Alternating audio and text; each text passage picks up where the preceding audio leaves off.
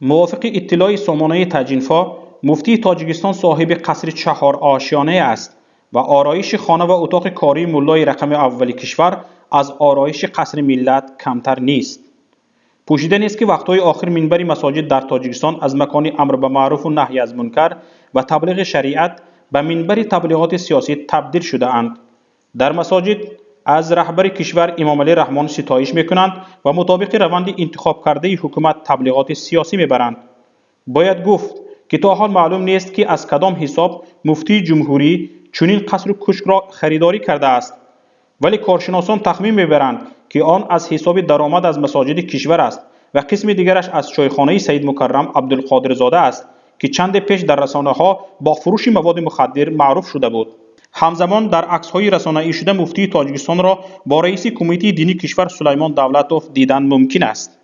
مورد ذکر است که این دو نفر در اواخر سال گذشته چون نماینده تاجیکستان در کنفرانس بین المللی وحدت اسلامی که در تهران برگزار شد شرکت نمودند.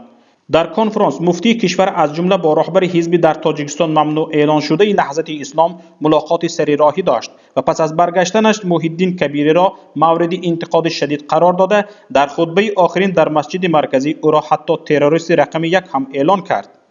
در این قصه عجیب این است که ماه اکتبر سید مکرم عبدالقادر زاده حین یک خطبه سیاسیش رئیس حزب نهضت اسلامی تاجیکستان را با داشتن قصر و کشک‌ها در ترکیه متهم کرده بود